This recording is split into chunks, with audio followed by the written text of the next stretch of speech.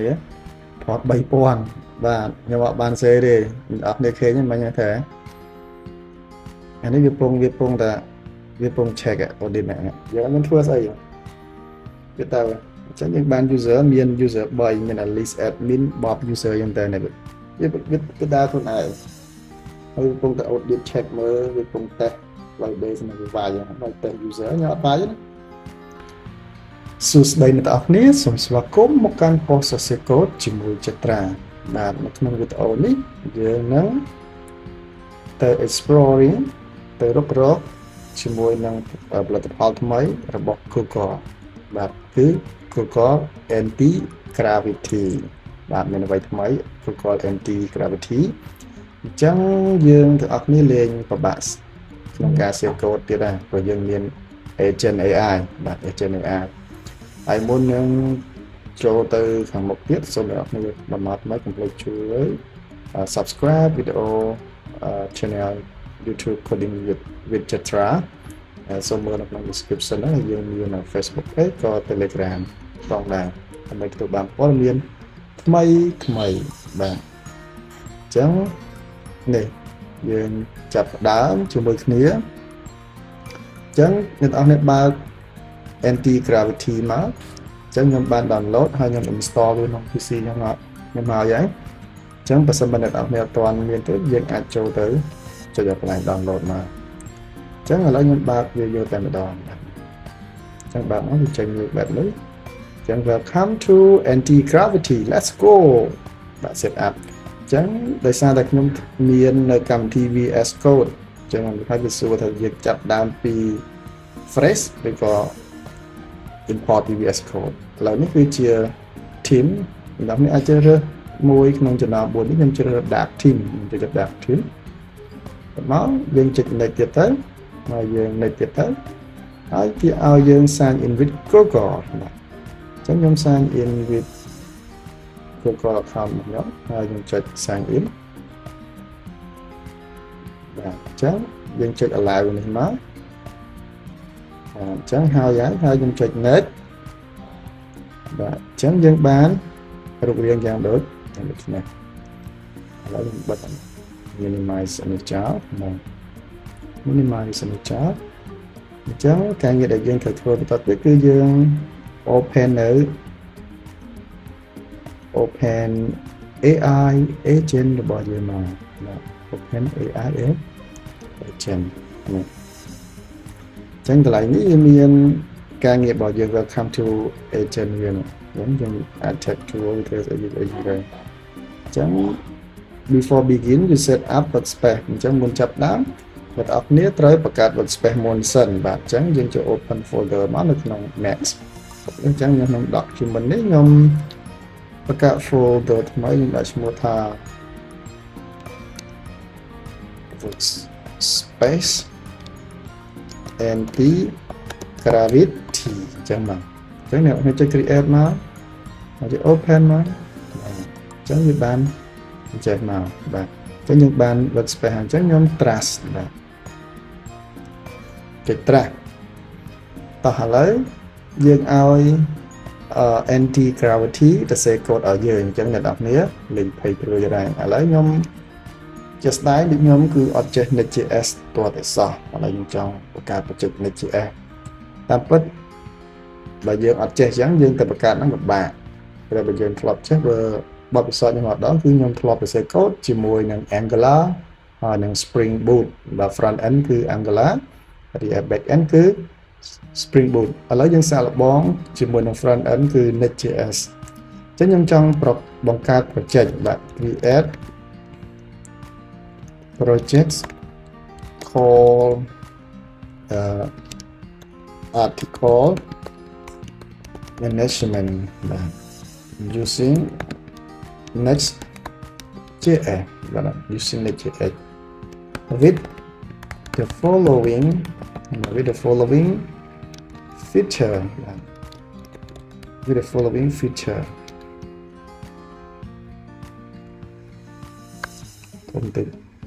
và with the following feature អញ្ចឹងយើងចង់ឲ្យមាន feature គេទី1គឺ user management បាទ user management ហើយទី2គឺ article management បាទ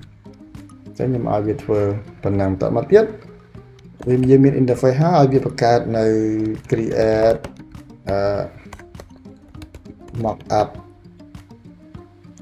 mockup API មួយទៀតដើម្បីឲ្យយើងហៅ data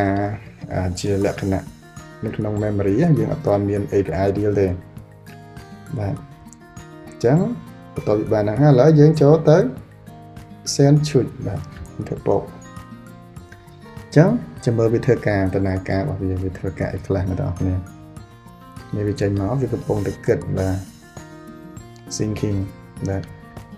administration article management next.js project ហ្នឹងទៅនេះវាមក opening app UI មិនទេអញ្ចឹងវាថាឥឡូវវា focus ទៅលើស្អីចឹងទៅនេះអញ្ចឹងវាបង្កើតបានជា plan proposal មួយអញ្ចឹង article management project plan goal អញ្ចឹង goal វាគឺ create next.js for article and user management with a mockup API អូខេអញ្ចឹង proposal ហើយយើង initialize article management ចាំមើលខ្ញុំអត់ចេះអីសោះតែអាចទៅរួចអត់តោះមកវាមាន mockup API មួយនេះ create អញ្ចឹង mockup API ហ្នឹងគឺធ្វើទី1គឺមាន index.js នេះបាទ end page អីចឹងទៅតែខ្ញុំអត់យល់ structure វាទេអត់យល់អត់ចេះទេហើយមានអ្នកចេះក្នុងហ្នឹងអាចបើប្រសិនបើយើងចេះដែរអាហ្នឹងយើងស្រួលហ្មងមានថាយើងឲ្យតែ AI ធ្វើទៅហើយយើងកែមិនត្រូវដូចចិត្តយើងឲ្យកែទៅតោះមកយើងមានកន្លែងនេះមាន user management បាទ user management យើងមាន app user page TS អីចឹងទៅនេះ list user យើងមាន page create user មាន page edit user អញ្ចឹង user management គឺមាន feature 3មាន list create ហើយនិង edit user តទៅទៀត article management ក្នុង article management มันខុសពី user management មាន list មាន create article និង edit article អញ្ចឹងគេឲ្យយើង verify plan verify plan automate test non plan for this test ណាអញ្ចឹងវាមាន test អីទេអូខេ start the server តមកហើយវាគឺយើងចាប់ដើម run the server verify API endpoint using browser or your occur ហ្នឹងទៅ verify UI ហ្នឹងទៅអញ្ចឹងយើងបានវាបាននៅ proposal ហើយឥឡូវយើង initialize ចាប់ដើមបញ្ចេញនេះ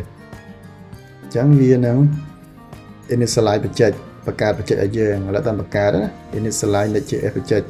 I have create an implement plan for the article please review it អញ្ចឹងវាថាបង្កើតហើយឲ្យយើង review អញ្ចឹងអំបញ្ញមកខ្ញុំបាន review กันស្ដាប់នេះជាមួយអ្នកទាំងអស់គ្នាតោះអញ្ចឹងយើង implement plan ឥឡូវចាប់ដើមធ្វើការងារនឹង implement plan for article management project using next.js អញ្ចឹងយើងចូល process ទៅហើយសូមបញ្ជាក់ថាខ្ញុំលើកទឹកចិត្តណាព្រោះមានបងប្អូនសកលជាតិថ្នាក់ចុះរៀនមហាវិទ្យាល័យខ្លះហើយគាត់នៅស្ទើរភាសាអង់គ្លេសអញ្ចឹងសម្រាប់បងប្អូនមិនដែលមើលវីដេអូនេះគឺបងប្អូនត្រូវមានពេលឆ្លៀតរៀនភាសាអង់គ្លេសបន្ថែមបាទដើម្បីធ្វើការស្រាវជ្រាវព្រោះបច្ចេកវិទ្យាទៅមុខហើយបើយើងអត់សូវជាអង់គ្លេសពិបាកតែពិតយើងអាចgenerate ជាភាសាខ្មែរក៏បានដែរចាំមើលវីដេអូក្រោយខ្ញុំអាចសាកល្បងធ្វើវាជាភាសាខ្មែរថាតើវាទៅរួចឬក៏អត់ឥឡូវខ្ញុំចុច proceed តទៅមុខទៀតណានេះវា data អញ្ចឹងអ្វីដែលរឿងល្អមួយមានថាយើងអាចធ្វើការ parallel ធ្វើការពីដំណើរគ្នាបានអ្នកទាំងអស់នេះអាច open editor នេះអញ្ចឹងខណៈពេលដែលយើងឲ្យ AI កំពុងតែធ្វើការក្នុង background នេះ open editor នេះ editor វាអញ្ចឹងនេះវាបង្កើតបច្ចេកឲ្យយើងឃើញទេឈ្មោះថា article management នេះចេញមក code មកដែលយើង proceed មិញវាមាន plan មានអីហើយឥឡូវវាបង្កើតឲ្យយើងនេះដូច agent នេះហើយតាមនេះអញ្ចឹងឥឡូវយើងចូលទៅ open agent manager នៅខាងលើនេះវិញតោះបាទនេះអញ្ចឹងយើងបាន plan ហើយអញ្ចឹងវា running ហើយបាទអូខេ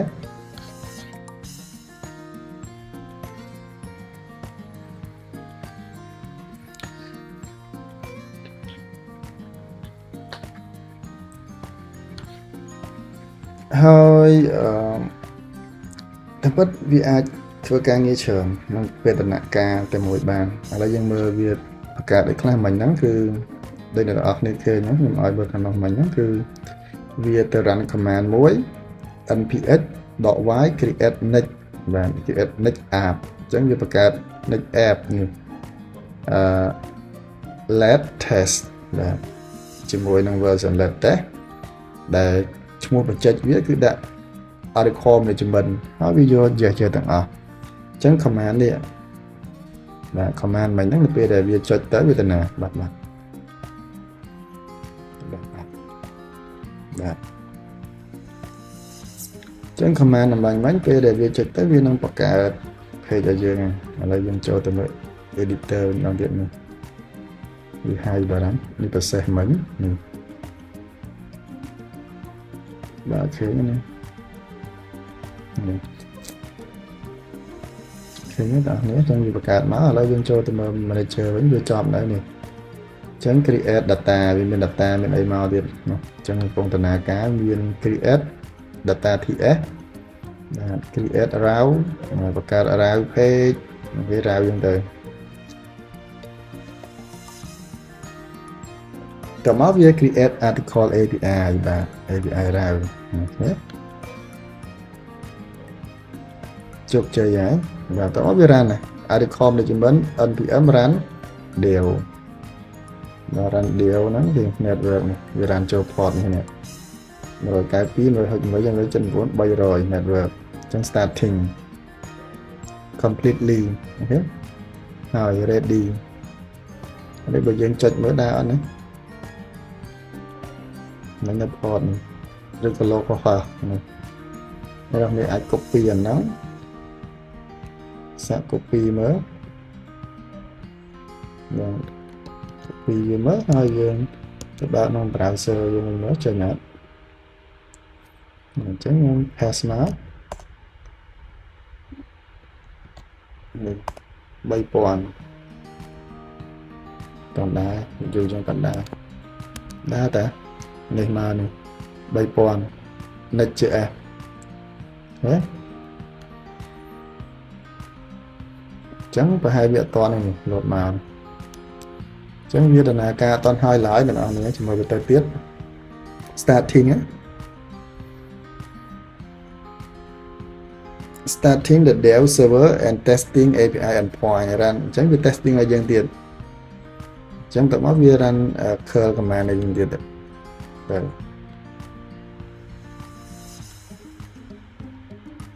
យើងចាប់ដើមធ្វើការងារវាទៀតនឹងធ្វើអីខ្លះតើនេះយើងចូលទៅមើលនៅក្នុងនេះទៅបានអីខ្លះហើយនេះវាបើក file មកកណោ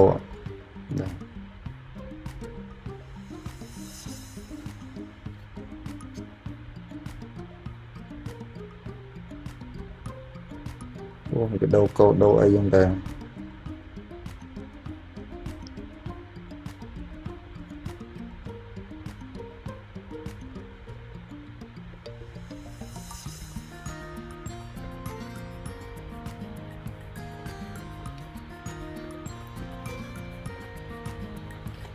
គេរៀងយូរតិចហើយវាពងដើរ create នេះវាចាប់ផ្ដើមបង្កើត navigation bar អញ្ចឹងដែរបាទឥឡូវវាពងធ្វើការខ្លួនឯងយើងមិនបាច់សរសេរកូដទេចាំឲ្យទៅវាសេខ្លួនឯង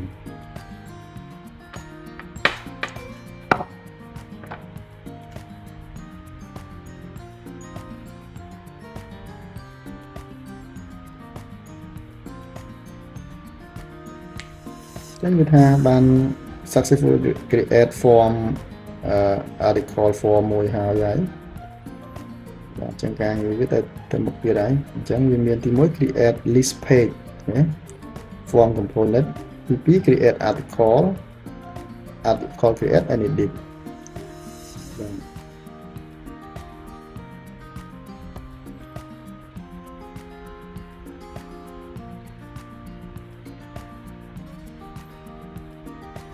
នេះយើងបើកមកវាបើកមកឲ្យយើង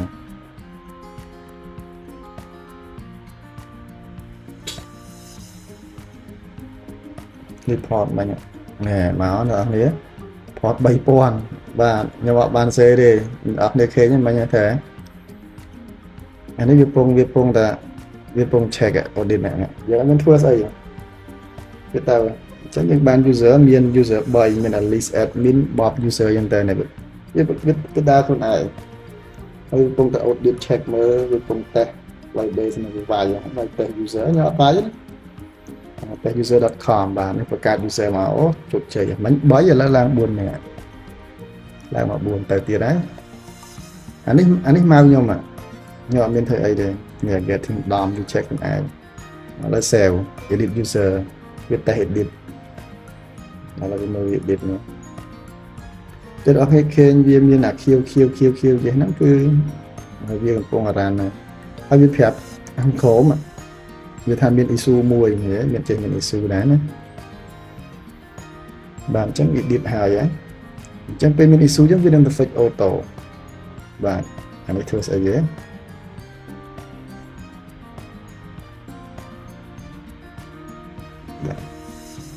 keep it អញ្ចឹងអាហ្នឹងអ្នកនរគ្នាត្រូវ install នៅ extension មួយដែរពេលវាសួរហ្នឹងយើងត្រូវ install extension ខាងលើនេះគឺ Gravity តែខ្ញុំភ្លេចព្រោះដោយសារខ្ញុំ install ហើយវាអត់បានប្រាប់ internet អញ្ចឹងគេថា agent running control disable អញ្ចឹងយើងអាចធ្វើឲ្យបានវាពង running អញ្ចឹង agent needs your input ត្រូវការខ្ញុំ input អីគេ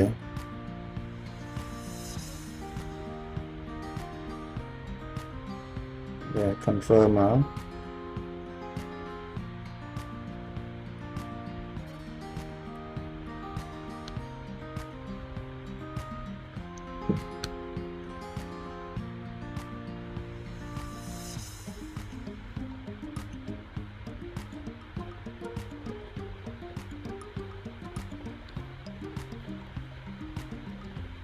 ចាំមើលបានលទ្ធផលអីគេណាបងប្អូនគ្នា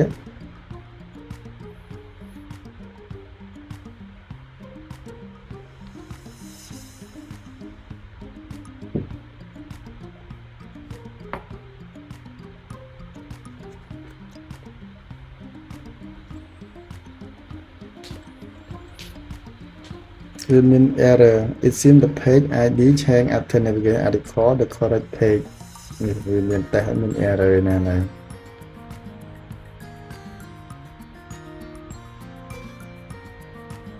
វាពងដើរតា2ឥឡូវវាពងតែ running បដាវាហាក់វាឲ្យ browser ហ្នឹងពងដើរអញ្ចឹងវាបង្កើតបានដល់វាបង្កើតបាន4 article ឡើងឥឡូវវាចូលទៅ edit ទៀតហើយបាទ edit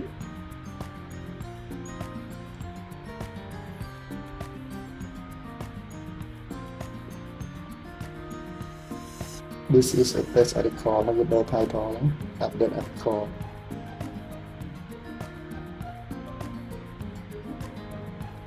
នេះអញ្ចឹង article ទី4នេះវា update អត់ទេនេះ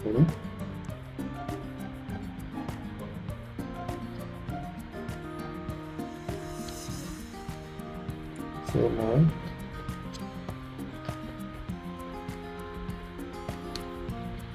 confirm មួយទៀត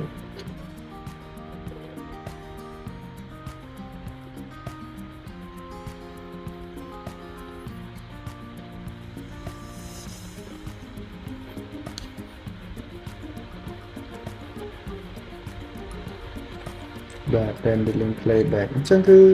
អស្ចារ្យមែនទេ Google ធ្វើអានេះមួយហើយយើងអាចចុច interact បានណាបងប្អូន user article មិនធម្មតាទេ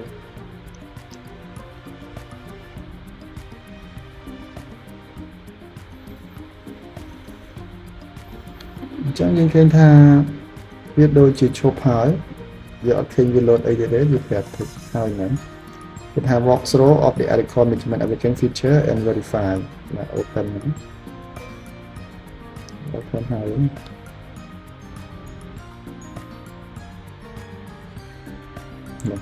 ឥឡូវយើងចូលទៅ user management ទៅបង្កើត user មួយទៀតខ្ញុំដាក់នេះខ្ញុំចូលបង្កើតបង្អែមអាសានឹងCitra @email.com បាទអញ្ចឹងវាមាន role ដាក់ role admin មួយទៀតទៅ save put នេះមកCitra San ហើយខ្ញុំលុប user មួយចោលលុបអត់ទៅដូចជាមាន bug មាន bug ចឹងមាន bug នេះ tool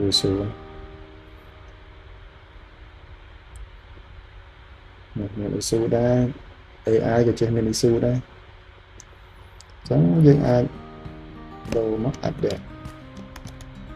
save ហើយយើងមកមើល code ចឹងវាដូចជាអស់ហើយយើងអាចចូលទៅ check មើល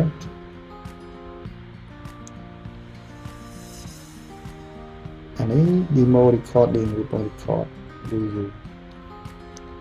ចឹងអ្នកនរគ្នាអាចចូលទៅមើល open editor វិញយើងវិញណាបាទ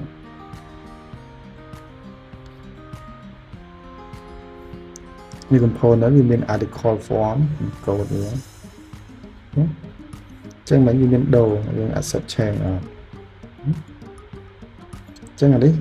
ខាងស្ដាំក្រោមនេះមាន accept all យើងយក accept all ហ្មងទៅ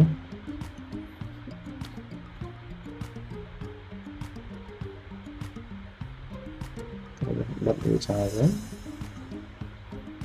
ចឹងកូដវាដើរហើយណាចឹងខ្ញុំសួរវា how to run ខ្ញុំអត់ដឹងថាវាយើង run មកយើង how do I run it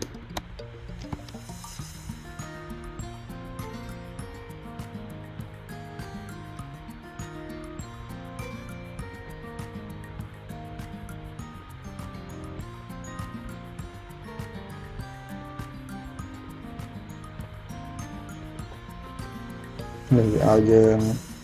install npm install ấy và nó npm run đều nó biệt và đặt sẽ là như vậy npm run đều capture được bạn ở con chớn chẳng video bọn dân mình phần nắngហើយសង្ឃឹមថាវាគឺជាចំណេះដឹងថ្មីមួយសម្រាប់អ្នកនរគ្នាដែលយើងចង់ធ្វើឲ្យលឿនជាពិសេសសិស្សានុសិស្សដែលមាន assignment ធំហើយយើងចង់ឲ្យវាជួយ